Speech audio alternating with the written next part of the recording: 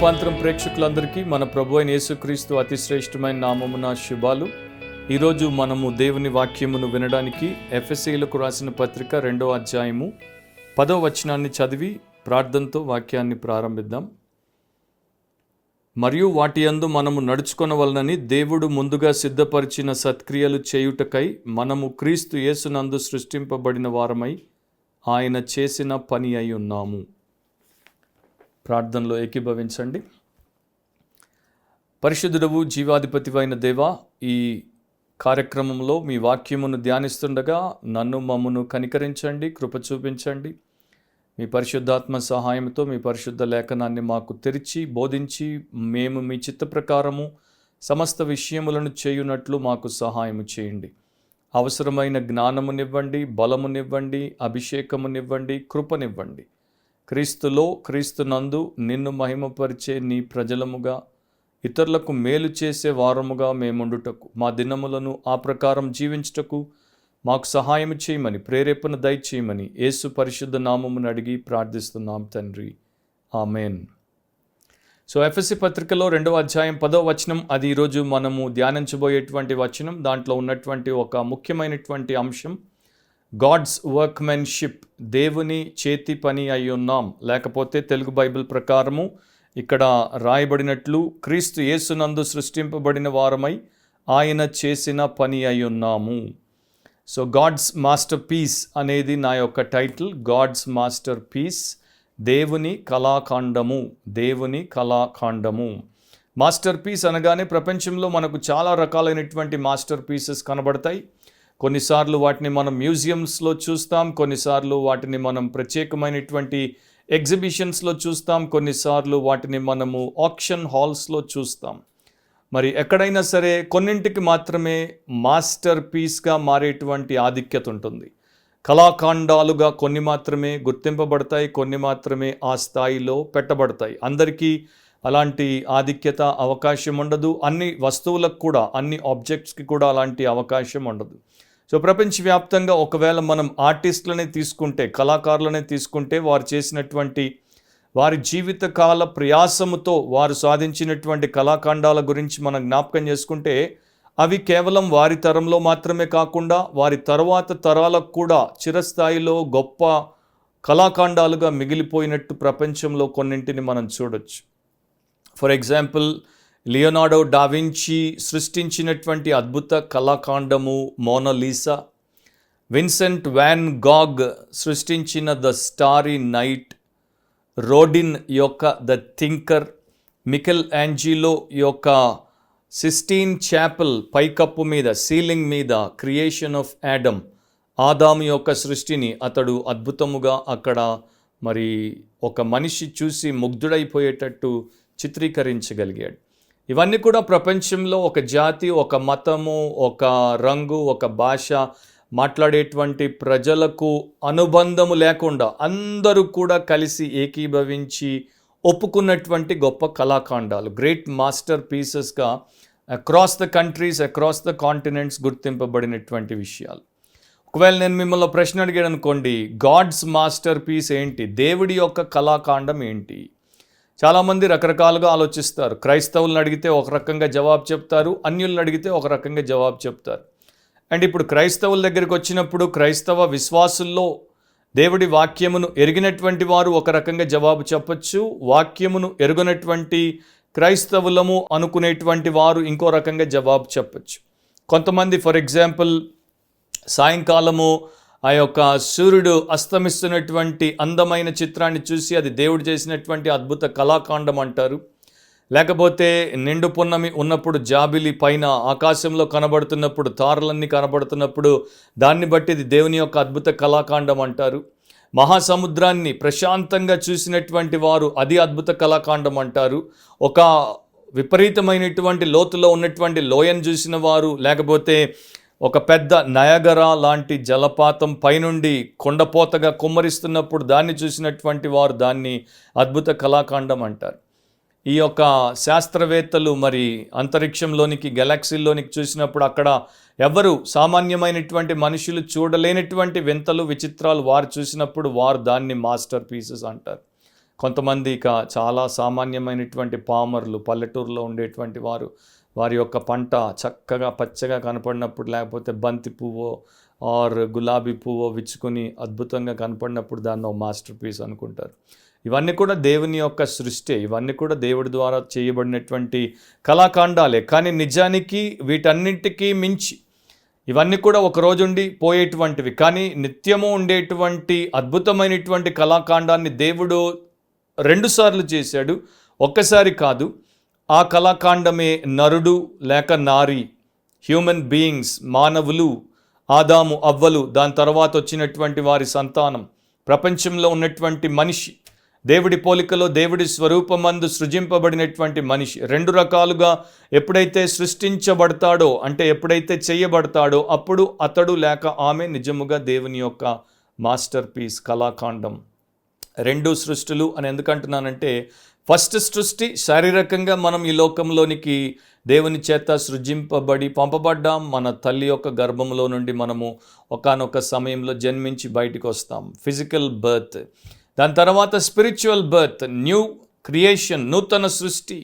క్రీస్తునందు కాగా ఎవడైనాను క్రీస్తునందు ఉన్న ఎడల వాడు నూతన సృష్టి అని బైబిల్ చెప్తోంది కదా. మారు మనసు అనుభవం, రక్షణ అనుభవం అండ్ క్రొత్త జన్మ అనుభవంలోనికి వచ్చి నూతన సృష్టిగా చేయబడినటువంటి వారు దేవుని యొక్క కళాఖండం అయి ఉన్నారు.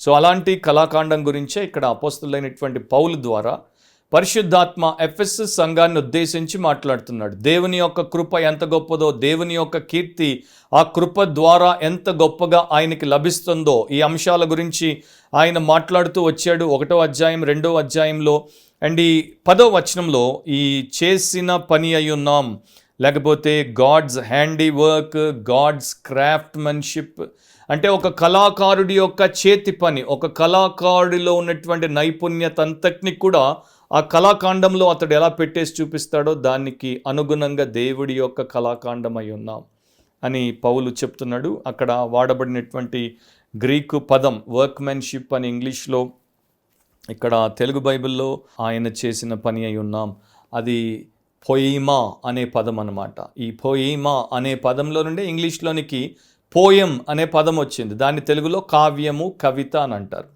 ఒక రచయిత ఒక కావ్యాన్ని అతడు సృష్టిస్తున్నప్పుడు చాలా జాగ్రత్తగా తన యొక్క మనసులో ధ్యానపూర్వకంగా ఆలోచించిన తర్వాత అతడు ఒక అంశాన్ని ఎంపిక చేసుకొని అక్షరాలన్నింటినీ చాలా జాగ్రత్తగా వినియోగించి పొందుపరిచి అద్భుతమైనటువంటి కావ్యాన్ని సృష్టిస్తాడు. సో దేవుడు కూడా అదే ప్రకారం మనల్ని క్రీస్తునందు ఆయన యొక్క అద్భుతమైనటువంటి కళాఖండాలుగా చేశాడు. ఈ ఎఫ్ఎస్సి 2వ అధ్యాయాన్ని మీరు ఒకవేళ తీసుకున్నారనుకోండి, మన పరిస్థితి ఏంటో అక్కడ 2వ అధ్యాయం ప్రారంభం నుండి బైబిల్లో ప్రభు మనకి చూపించాడు. మనమందరం కూడా అపరాధాల చేత, పాపముల చేత చచ్చిన వారమై ఉన్నప్పుడు ఆ దేవుడు క్రీస్తుతో కూడా మనల్ని బ్రతికించాడు. దానికన్నా ముందు మనము లోక సంబంధమైన, వాయుమండల సంబంధమైన అధిపతికి, అంటే సాతానుకు లోబడి వానికి దాసులమై ప్రపంచ ధర్మము చొప్పున శరీరం యొక్క, మనసు యొక్క మరి కోరికలను నెరవేర్చుకొనుచు దేవుడికి వ్యతిరేకంగా ఆయన ఉగ్రతకు పాత్రలముగా బ్రతుకుతున్నప్పుడు దేవుడు ఏం చేశాడు? ఆయన కరుణా సంపన్నుడై మనల్ని, అపరాధాల్లో పాపాల్లో చచ్చిన మనల్ని కూడా తన ప్రేమ చేత క్రీస్తుతో కూడా బ్రతికించాడు.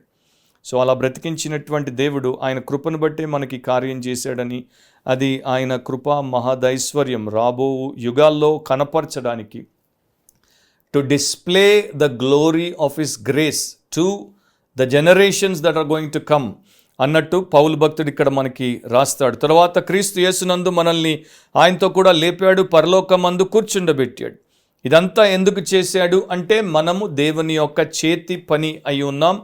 సత్క్రియలను చేసి ఆయనను మహిమపరచుటకు మనల్ని ఆ యొక్క బూడిదలో పడినటువంటి మనల్ని ఎత్తి ఇంత గొప్ప భాగ్యంలోనికి తీసుకుని వచ్చాడు.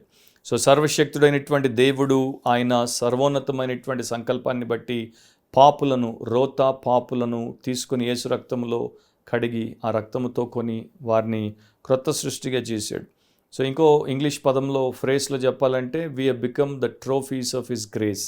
ఆయన కృప యొక్క ట్రోఫీలముగా, బహుమానములముగా మనము మారాం. ప్రపంచమంతటికి మనల్ని ప్రదర్శనలో పెట్టి మరీ చూపిస్తాడు ఆయన కృప ఎంత గొప్పదో, ఆయన కనికరం ఎంత గొప్పదో, ఆయన చేసినటువంటి కార్యం ఎంత గొప్పదో. నేను మరి కొంతకాలం క్రితం ఇటలీకి వెళ్ళినప్పుడు అక్కడ ఫ్లోరెన్స్లో మికెలాంజిలో యొక్క డేవిడ్ ప్రపంచమంతా కూడా మురిసిపోయి ప్రపంచమంతా కూడా మైమర్చిపోయేటువంటి బైబిల్ డేవిడ్ అంటే బైబిల్లో ఉన్నటువంటి రాజు అయిన దావీదు యొక్క ఎత్తైన విగ్రహాన్ని మికెలాంజిలో చేసి పెట్టాడు. దాన్ని మొదట బయట పెట్టారు, ఆ తర్వాత కాలంలో దాన్ని తీసుకెళ్లి లోపల ఫ్లోరెన్స్ యొక్క మ్యూజియంలో పెట్టారు.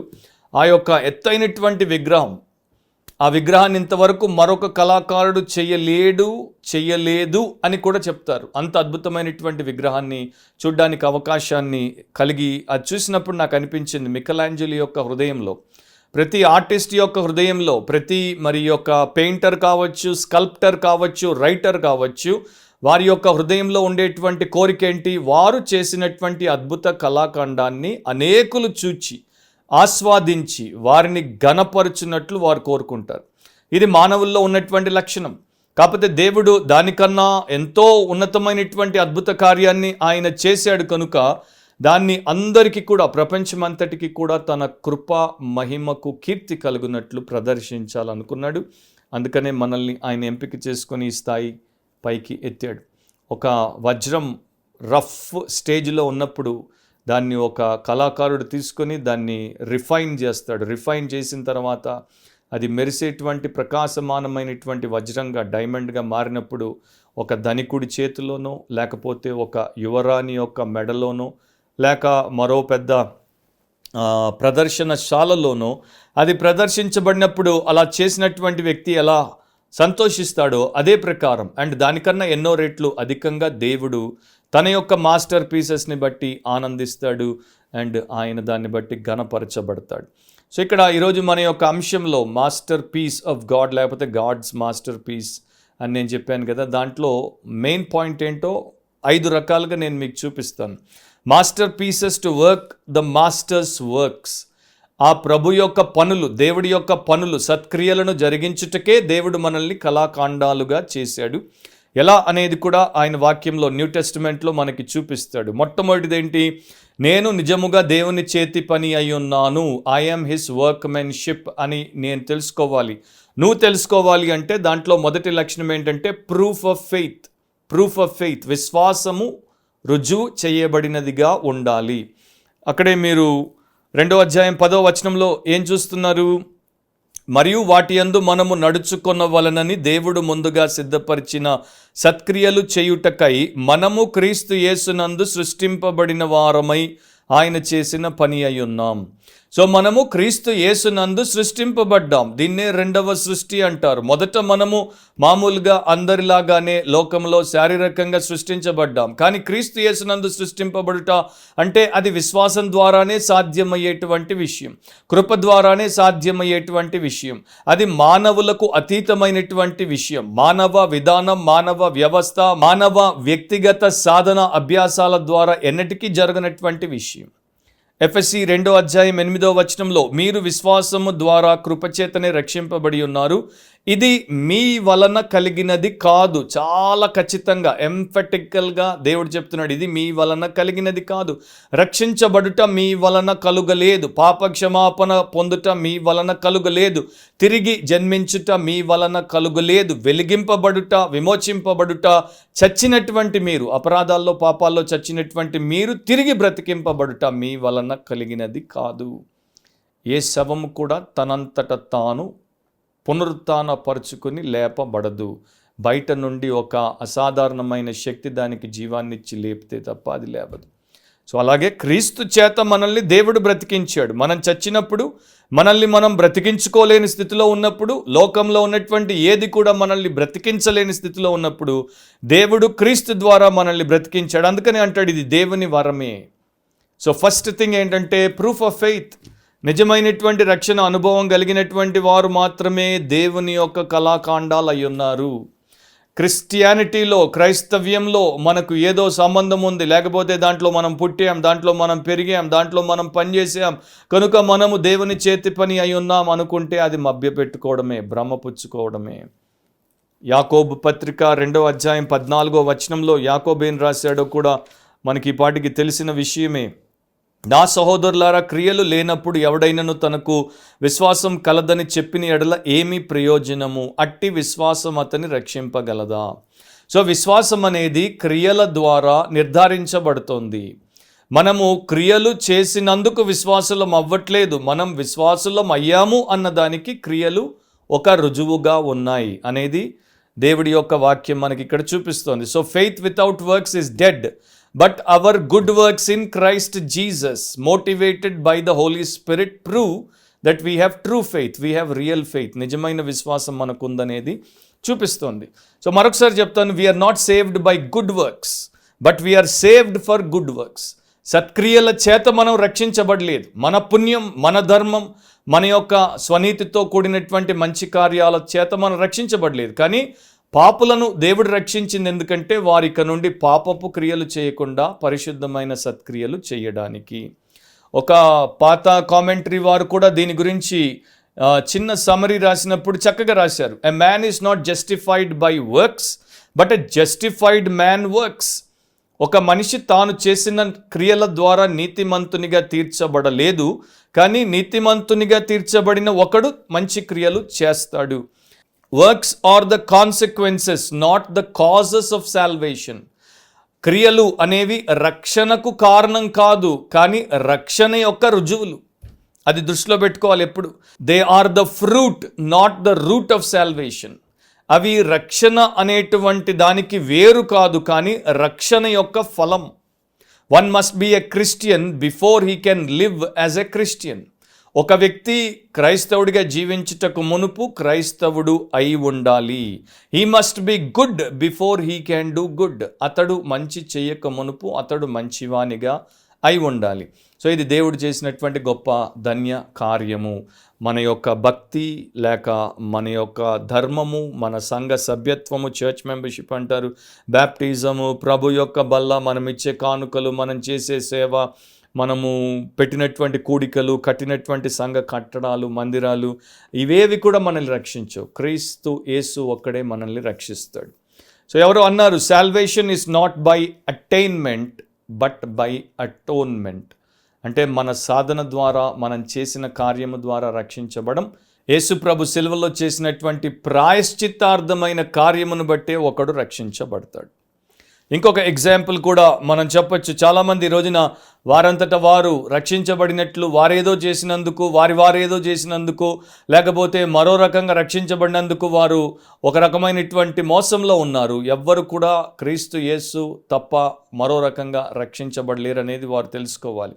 సో ఒక భక్తుడు దీనికి చక్కని ఉదాహరణ ఇచ్చాడు. ఆయన ఏమంటాడంటే, మనం ఒక ప్రశాంతంగా ఉన్నటువంటి కొలను దగ్గరికి వచ్చి, పాండ్ దగ్గరికి వచ్చి ఒక రాయిని దాంట్లోకి విసిరితే ఆ రాయి పోయి దాంట్లో పడగానే రిప్పుల్స్ వస్తాయి. అంటే ఆ నీరు అప్పటిదాకా అలా ప్లెయిన్గా ప్రశాంతంగా కనపడింది, ఒక్కసారి అలలు అలలు అలలుగా అలా వచ్చి నింపాదిగా చాలా అలలు వచ్చేసి మరలా మామూలు స్థాయికి వస్తుంది. సో బయట నుండి రాయి వచ్చి అక్కడ పడింది కనుక రిప్పుల్స్ వచ్చాయి. అదే ప్రకారం బయట నుండి దేవుని యొక్క కృప ద్వారా ఆ యొక్క ఆత్మ తిరిగి జన్మించబడింది కనుక మంచి క్రియలు వచ్చాయి. అంతేగాని మీరు ఎప్పుడైనా చూసారా, ఏదైనా కొలను దానంతట అది బయట నుండి ప్రభావము చేయబడకుండా అది దానంతట అది రిపుల్స్ని, అంటే అలా ఆ యొక్క అలలు అలలు అలలుగా వచ్చిపోవడాన్ని ఎప్పుడైనా చూపించిందా? ఎక్కడ అది సాధ్యము కాదు.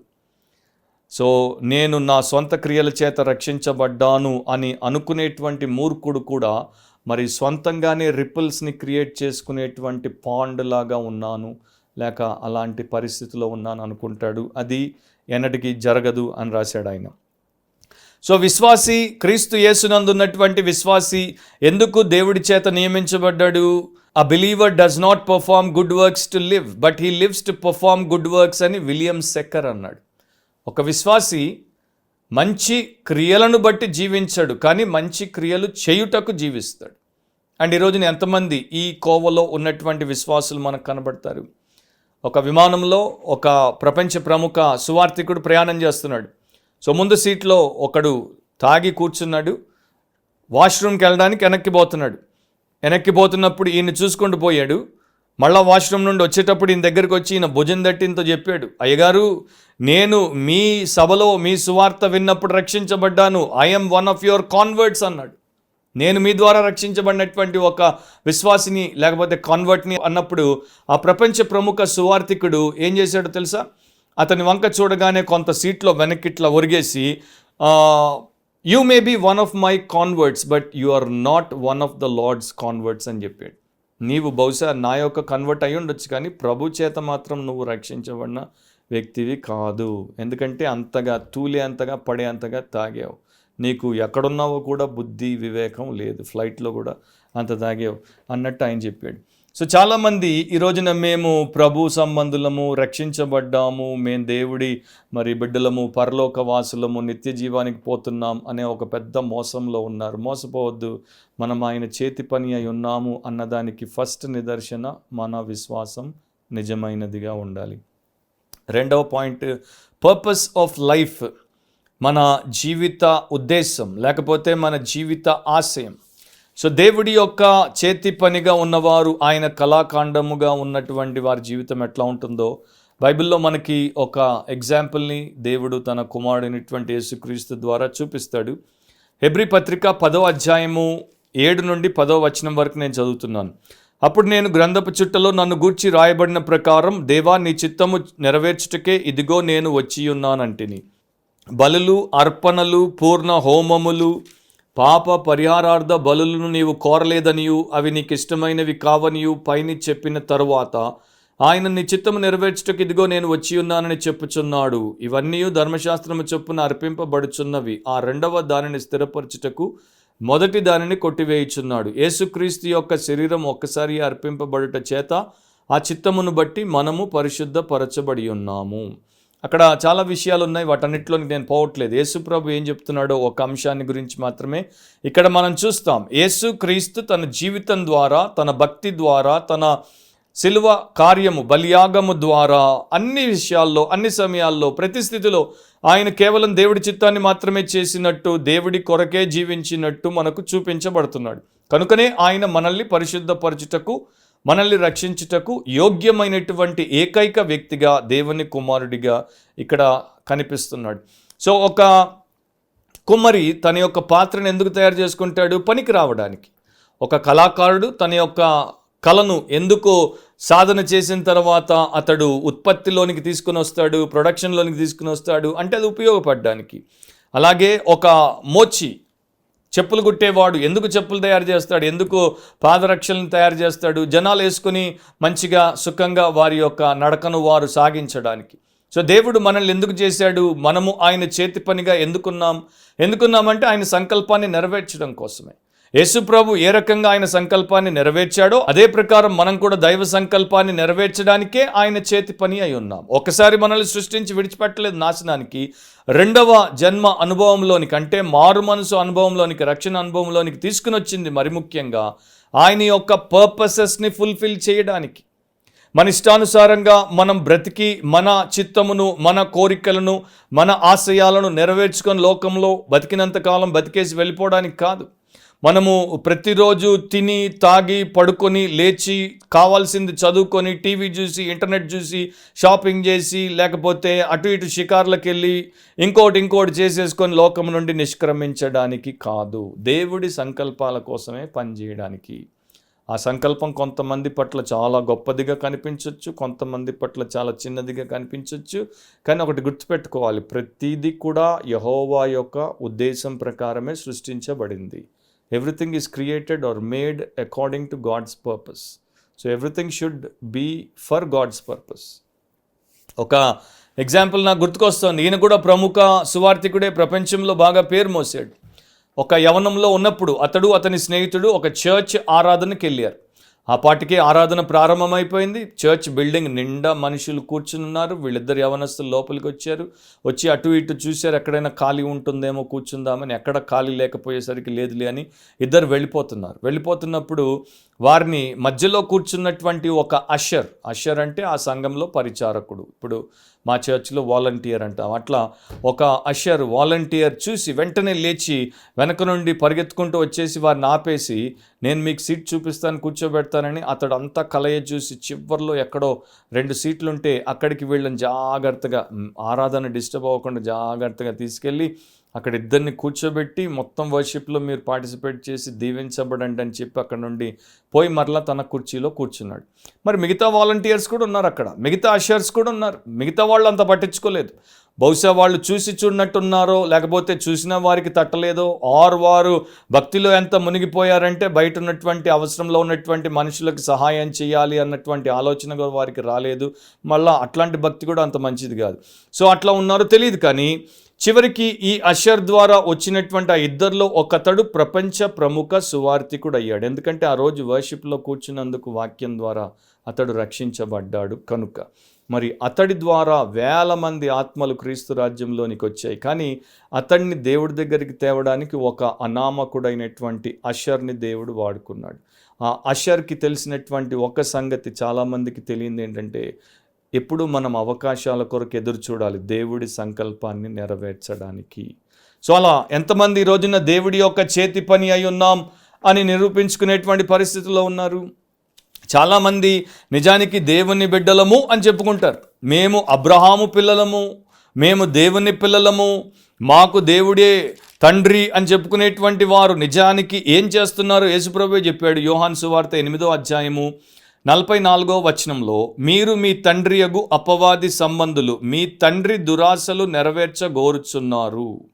సో అపవాది సంబంధులు అపవాది యొక్క దురాశలను నెరవేర్చగోరుచున్నారు. ప్రపంచంలో ఉన్నటువంటి పాపాత్ములందరినీ మీరు తీసుకోండి, వాళ్ళే ఎక్కువ. వాళ్ళు చేసేటువంటి పాపాలన్నీ ఎవరి యొక్క దురాశలు? అపవాది, వారి తండ్రి యొక్క దురాశలు. వారి తండ్రికి హత్య చేయడం ఇష్టం కనుక వీళ్ళు హత్య చేస్తున్నారు. వారి తండ్రికి వ్యభిచారం ఇష్టం కనుక వీళ్ళు వ్యభిచారం చేస్తున్నారు. వారి తండ్రికి మద్యం దాగి తోడడం ఇష్టం కనుక వీళ్ళు అదే చేస్తున్నారు. సాతాను వీటిని ప్రేరేపించి మనుషులందరినీ పాపాల్లో కట్టిపెట్టేయడానికే కదా వీటన్నిటిని తెచ్చాడు. సో అలా వారి తండ్రి యొక్క దురాశలు నెరవేర్చినప్పుడు నిజంగా రక్షింపబడినటువంటి దేవుడి చేతి పని అయినటువంటి భక్తిపరులు వారి పరమ తండ్రి సత్క్రియలను చేయాలి కదా. మరి ఇక్కడ మనం అలా చేస్తున్నామా? మీరు చేస్తున్నారా?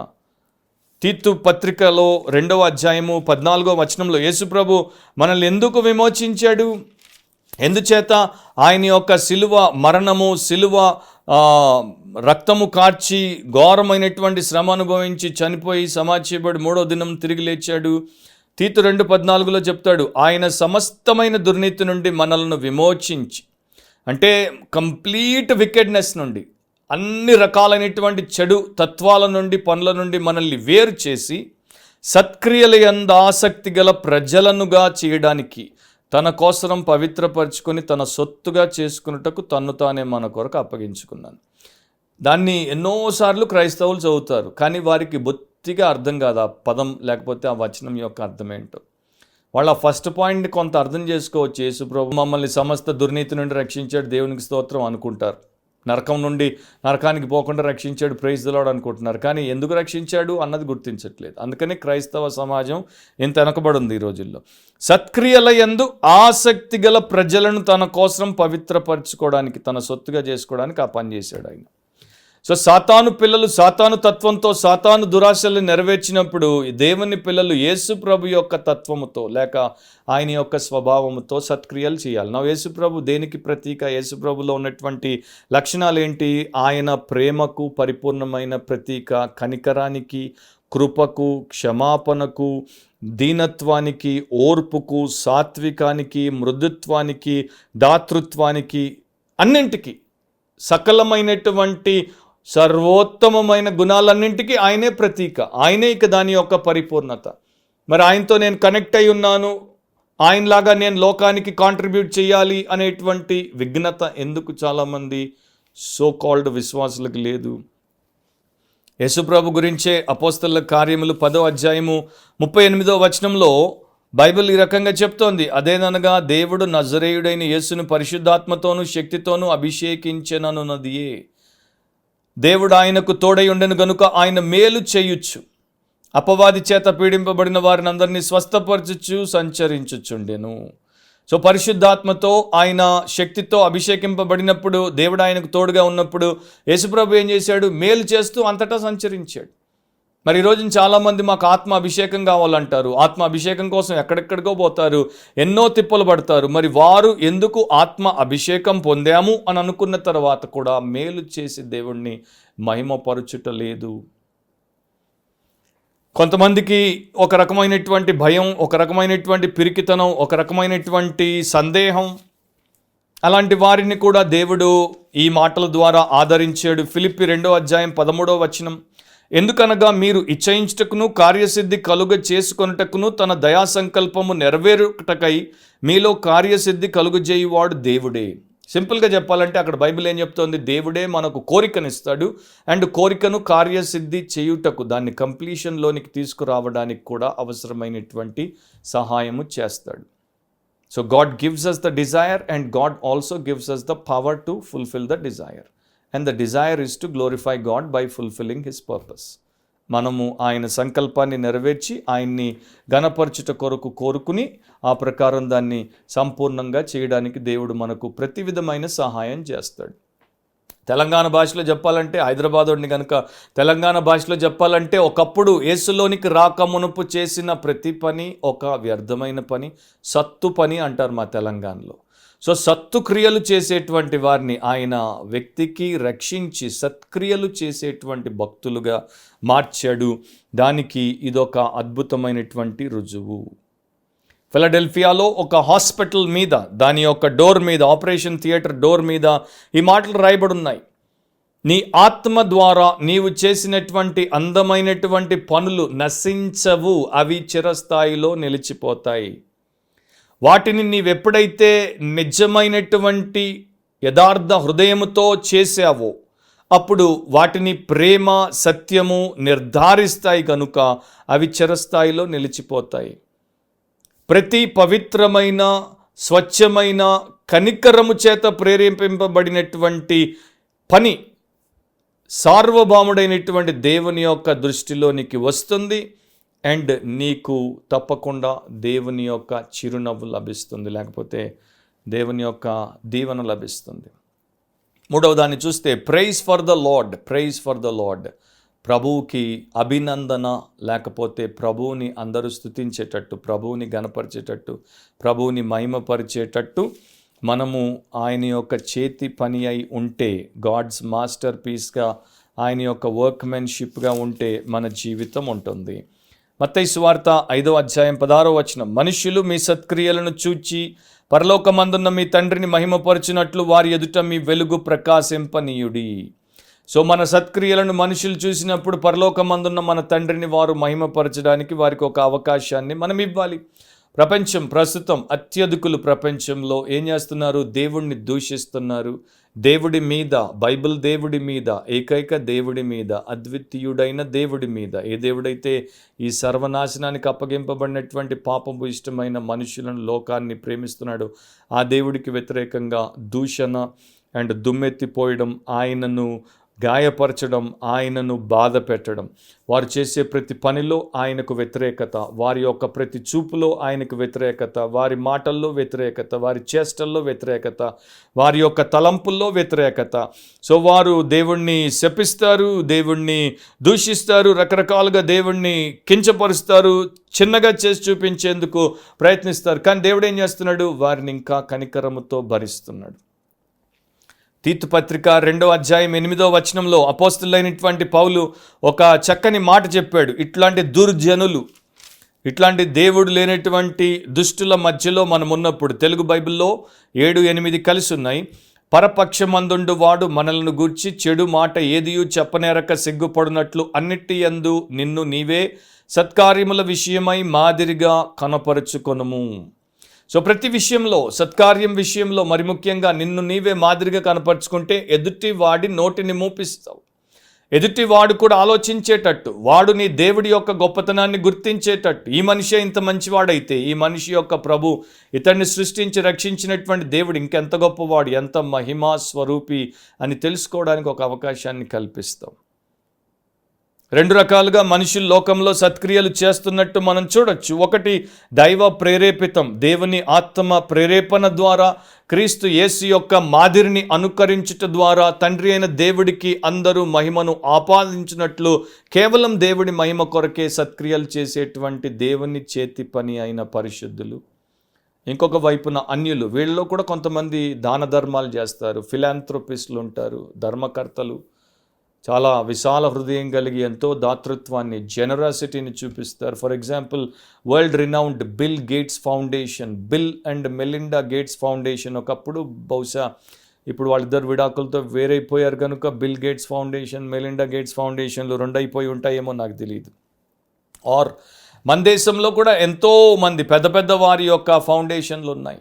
చాలా పెద్ద పెద్ద వందల వేల కోట్ల రూపాయల ఫౌండేషన్స్ ఉన్నాయి. చారిటబుల్ వర్క్స్ చేస్తారు, దాన ధర్మాలు చేస్తారు, పుణ్యకార్యాలు చేస్తారు, అనాథలకు ఆశ్రమాలు కట్టించారు, పేదలకు భోజనాలు వస్త్రాలు ఇస్తారు, పేద విద్యార్థులకు బళ్ళు కట్టించారు, వైద్యాన్ని ఉచితంగా చేస్తారు, చచ్చిపోయే వారిని మంచిగా నెమ్మదిగా చచ్చిపోవడానికి హాస్పిటల్ కట్టించారు, ఎన్నో చేశారు. కానీ ఎందుకు చేశారు? వారి యొక్క మోటివేషన్ ఏంటి? ఎవరి పేరు మీద దాన్ని కట్టారో వారికి కీర్తి రావడానికి, లేకపోతే వీరికి కీర్తి రావడానికి. తండ్రి పేరు మీద పెడితే ఆయనకి పేరు రావడానికి, మా నాన్నగారికి పేరు, మా నాన్నగారికి గౌరవం, మా నాన్నగారికి కీర్తి. నా పేరైతే నాకు ఘనత, నాకు కీర్తి, నాకు మహిమ రావడానికి. సో హీదన్ యొక్క లక్ష్యం ఏంటి? హీదన్ యొక్క మోటివేషన్ ఏంటి? అన్యుల యొక్క ప్రేరేపణ ఏంటి అంటే వారు కీర్తి పొందడానికి, ఘనపరచబడ్డానికి ఆ పనులు చేసుకున్నారు. కానీ ఇక్కడ దేవుని మహిమ కొరకు చేతి పని అయినటువంటి వారు ఈ పని చేస్తారు. మేరీ చాపియన్ అనేటువంటి ఒక స్త్రీ ఒక పుస్తకం రాసింది, of whom the world was not worthy, దాని పేరు. దాంట్లో యుగోస్లావియాలో క్రైస్తవ సంఘానికి, నిజమైన సంఘానికి ఎలాంటి శ్రమలు ఉన్నాయి, అండ్ అక్కడ భ్రష్టు కొట్టినటువంటి సంఘము రాజకీయంగా ప్రభావితమైపోయి అధికార దుర్వినియోగం చేసి ఎలాంటి ఆజమాయిషీలు చేసిందో అవన్నీ కూడా దాంట్లో ఉంటాయి. సో దాంట్లో ఒక సువార్థికుడు, ఆయన పేరు యాకోవ్, ఆయన గురించి ఆమె చెప్తుంది. యాకోవ్ ఒక పల్లెకు వస్తాడు, ఆ పల్లెలో ఒక వృద్ధుడు ఉంటాడు. ఈ వృద్ధుడి పేరు సిమ్మర్ మ్యాన్. ఈ సిమ్మర్ మ్యాన్ ఒక అవిశ్వాసి. సిమ్మర్ మ్యాన్కి క్రైస్తవులు అంటే కోపం, క్రైస్తవులు అంటే విసుగు, క్రైస్తవులు అంటే ద్వేషం.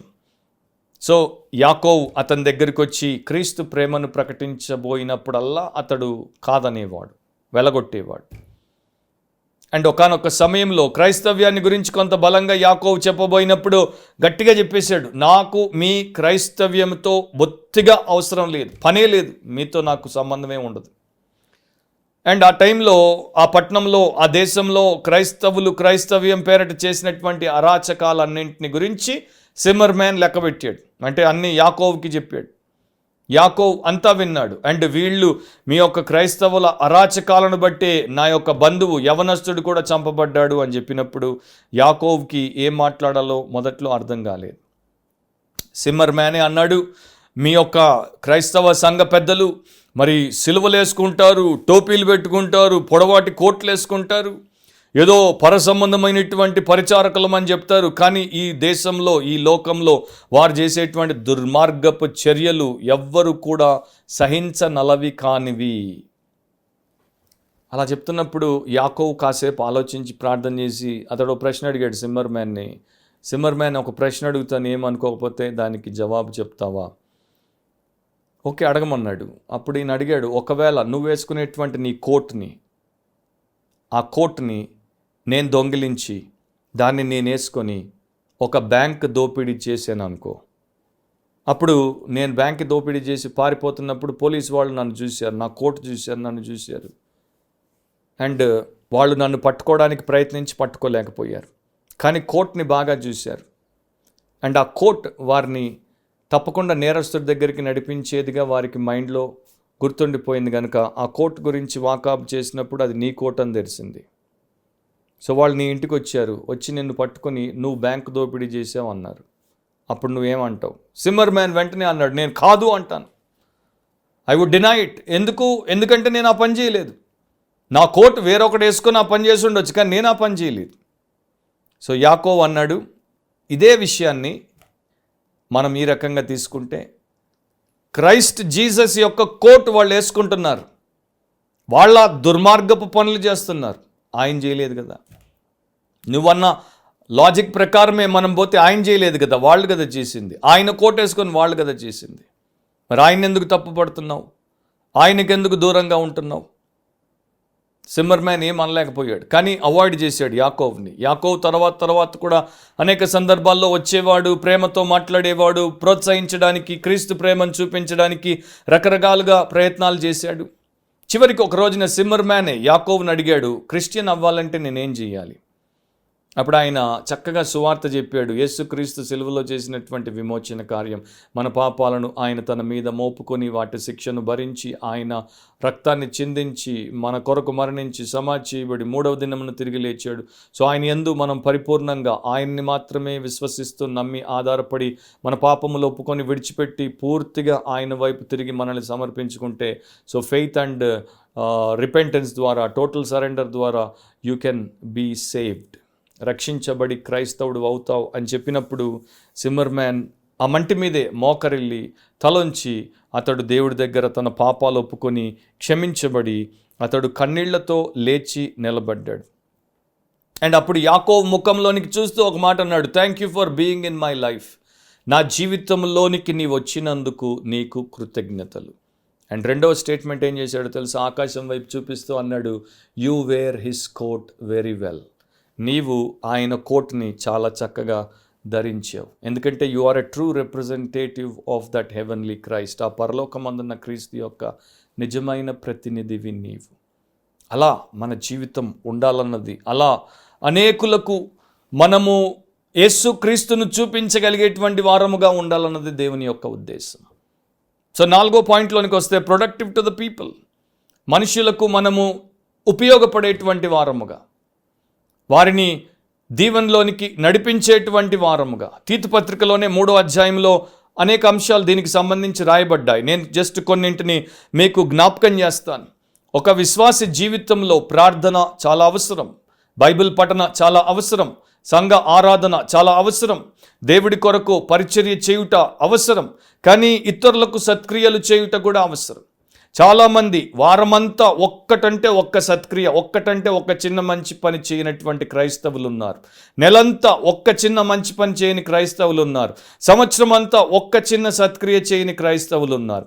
అండ్ ఈరోజు December 1, ఈ నెలంతా కూడా క్రిస్మస్ గురించి ప్రపంచంలో ఇష్టమున్నా లేకపోయినా ప్రచారం జరుగుతుంది. చాలామంది నోట్లో యేసు ప్రభు యొక్క జన్మకు సంబంధించినటువంటి విషయాలు నాన్తాయి, ఎంతోమంది చెవుల్లో అవి పడతాయి. కానీ ఎంతమంది నిజంగా నిస్వార్థముతో యేసు క్రీస్తు పేరట ఆయన ప్రతినిధులుగా నలుగురికి మంచి చేయడానికి మాసాన్ని, సంవత్సరం అంతా ప్రతిదినాన్ని, ప్రతి గడియను వాడుకోవాలి, కానీ కనీసం ఈ నెలైనా వాడుకుంటారా?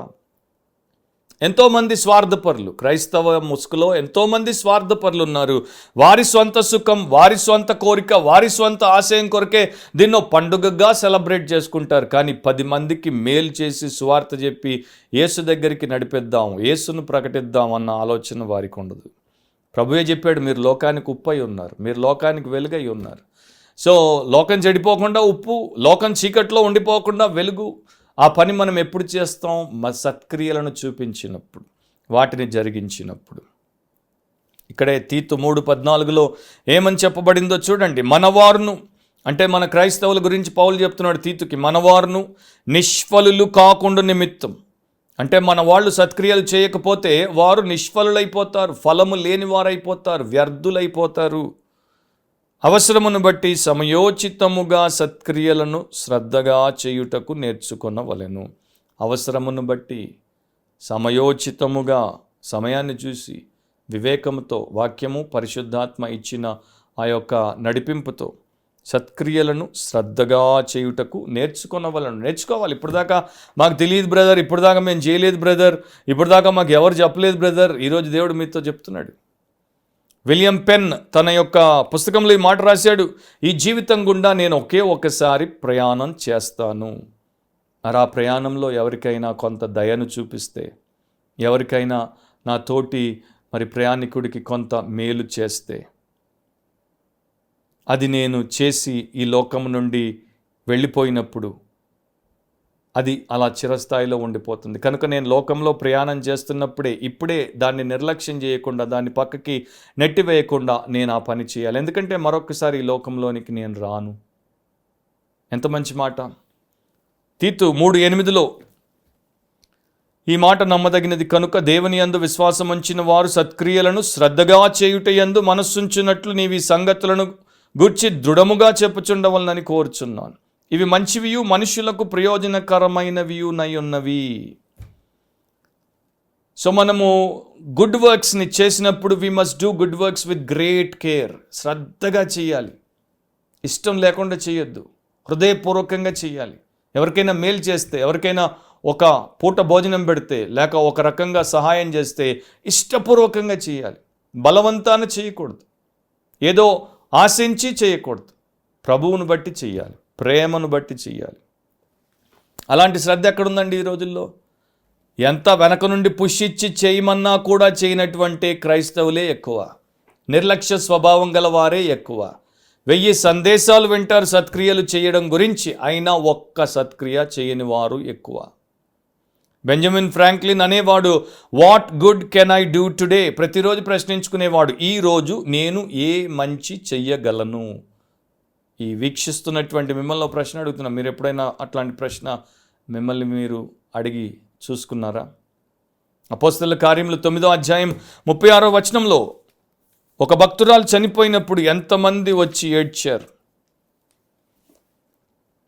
ఏమని రాయబడి ఉంటుంది అక్కడ? మరియు యొప్పేలో తబితా అను ఒక శిష్యురాలు ఉండెను, ఆమెకు భాషాంతరమున దోర్కా అని పేరు.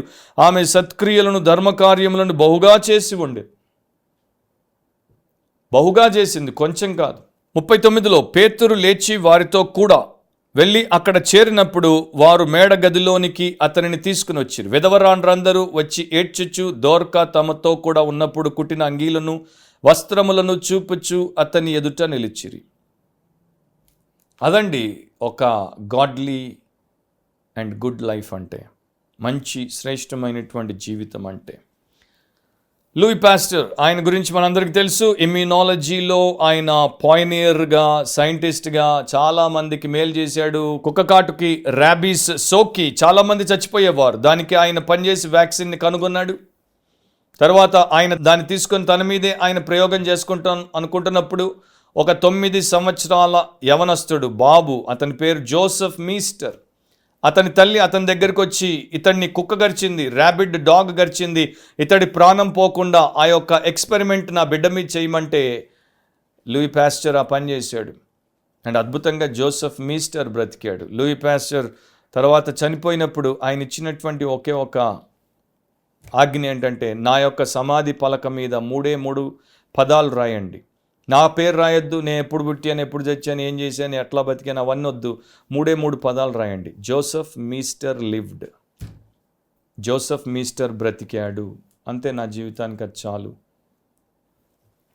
సో మనం అనుకోవచ్చు, అమ్మో మేము లూయి పాస్టర్లం కాము, మేము అంత పెద్ద పనులు చేయలేము అని. చిన్న పనులు చేసినా పర్వాలేదు. దేవుడు చిన్న పనులను కూడా గొప్పగా వాడుకోగలడు, చిన్న విషయాలను కూడా గొప్పగా వాడుకోగలడు. ఫర్ ఎగ్జాంపుల్ బైబిల్లోనే ఎన్నింటినో ఆయన మనకు చూపిస్తాడు. ఒక పాట ఉంది ఇంగ్లీష్లో, little is much when God is in it. దేవుడు దాంట్లో ఉంటే చిన్నది కూడా చాలా ఎక్కువే. అండ్ ఫర్ ఎగ్జాంపుల్ మోషే చేతిలో ఒక కర్రను పెట్టాడు, కర్రను వాడి ఎర్ర సముద్రాన్ని 2గా చీల్చాడు. దావీదు చేతుల్లో ఒక వడిసెలను పెట్టాడు, దాంతో ఒక ఆజానుబాహుడైనటువంటి ఆ దుష్టుడిని గొలియాతును చంపేశాడు. ఒక పేరు తెలియనటువంటి అనామకుడైనటువంటి బాబు ఇంట్లో తల్లి కట్టినటువంటి లంచ్ బాక్స్తో వస్తే 5 రొట్టెలు 2 చేపలు ఉంటే వాటిని ప్రభు చేతుల్లో పెడితే ఆయన ప్రార్థన చేసి వాటిని పంపిణీ చేసినప్పుడు 1000 మంది తిని తర్వాత గంపెళ్ల నిండా ఎత్తారు. సో చిన్న విషయాలు, చిన్న వస్తువులు, చిన్న పనులు అనుకోవద్దు. దేవుడు దాంట్లో ఉంటే అవి గొప్పవిగా మారుతాయి.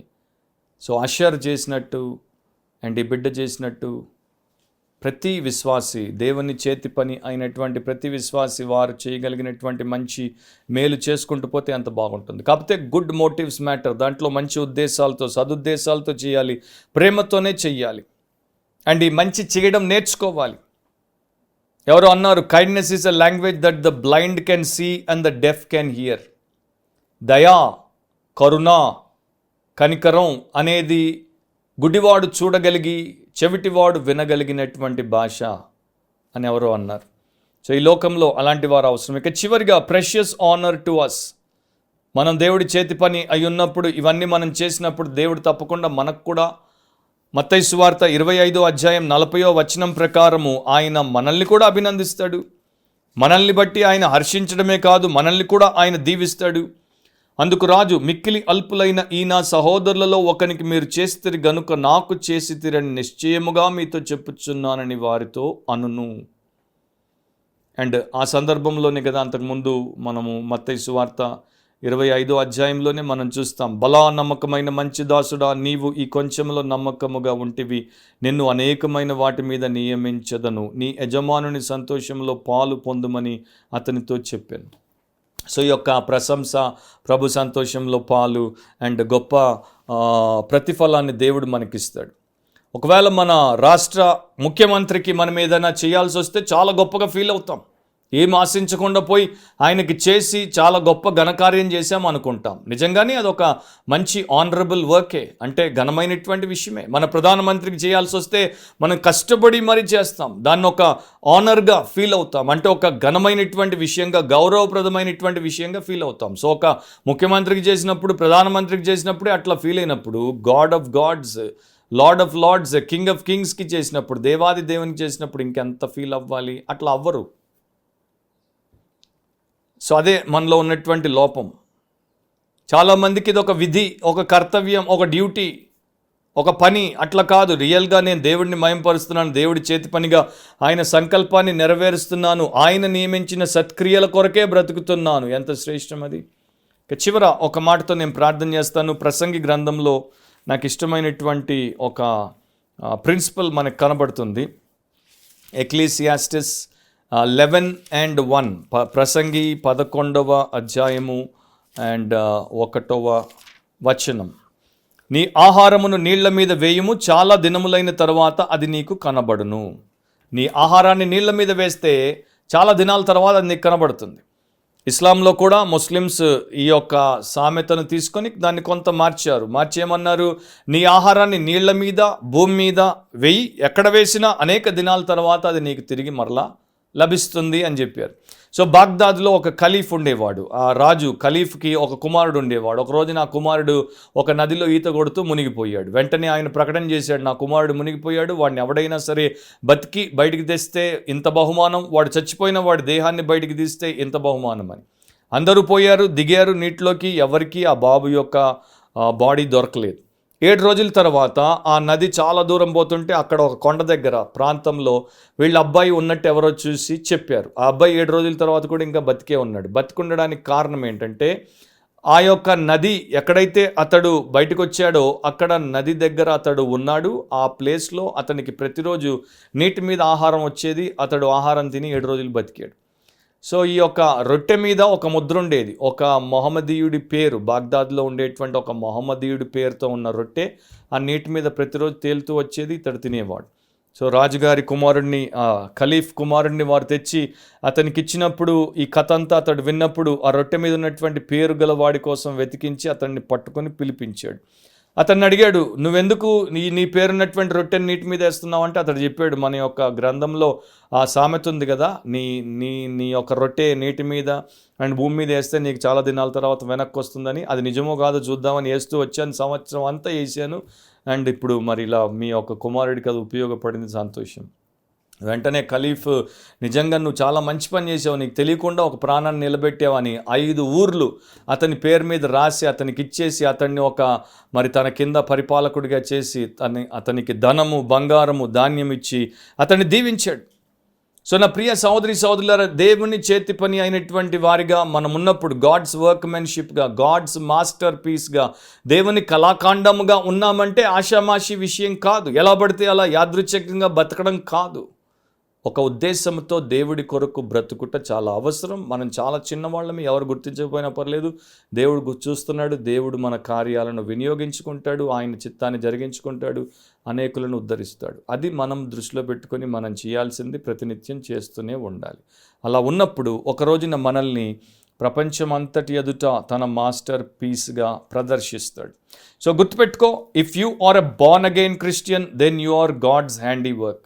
నీవు క్రొత్త జన్మ అనుభవంతో నూతన సృష్టిగా మారిన క్రైస్తవుడివైతే నీవు దేవుని యొక్క కళాఖండం అయ్యున్నావు. His masterpiece for good works, సత్క్రియల కొరకు చేయబడినటువంటి కళాఖండం, చేతి పని అయ్యున్నావు. A masterpiece to serve the master and his men. ఆ యజమానికి ఆయన యొక్క ప్రజలకు సేవ చేయడానికి నీవు ఒక కళాఖండం అయి ఉన్నావు. And in the world till he comes or calls you home, keep at it and glorify him. ఈ లోకంలో నీవు ఉన్నంత వరకు, ఆయన నిన్ను పిలిచేంత వరకు, లేక ఆయన వచ్చేంత వరకు ఆ పని చేస్తూనే ఉండు. అప్పుడు నీ జీవితం ధన్యమవుతుంది. తలంచి ప్రార్థనలో ఏకీభవించండి. పరిశుద్ధుడవు, సర్వోన్నతుడవు, అతిశ్రేష్ఠుడైన మా దేవ, మమ్మను కనికరించి నాశనానికి అప్పగించకుండా రక్షించి రూపాంతరపు అనుభవంలోనికి తెచ్చి నీ చేతి పనిగా చేసి కళాఖండముగా మార్చి గొప్ప అవకాశం, ఆధిక్యత మాకిచ్చి మమ్మను ఈ ఆశీర్వాదకరమైన జీవన విధానంలోనికి నడిపించినందుకు మీకే కృతజ్ఞతలు. ఈ వాక్యం వింటున్న వారిలో ఏ ఒక్కరూ రక్షణ లేని వారిగా ఉన్న వారిని రక్షించండి. రక్షించబడిన వారు మరి నీ చేతి పనిగా మారి నిన్ను మహిమపరిచి అనేకులకు మేలు చేసే దేవుని యొక్క కళాఖండాలుగా ఉండుట కృప చూపించమని యేసు ప్రభు శ్రేష్టమైన నామమున అడిగి ప్రార్థిస్తున్నాం తండ్రి, ఆమెన్. మన ప్రభు అయిన యేసుక్రీస్తు యొక్క కృప, తండ్రి అయిన దేవుని యొక్క ప్రేమ, పరిశుద్ధాత్మ అన్యోన్య నిత్య సహవాసం దేవుని కళాఖండాలుగా ఉన్న ప్రతి ఒక్కరికి, సంఘానికి ఇప్పుడు ఎల్లప్పుడూ సదాకాలం తోడైండునుగాక. ఆమెన్.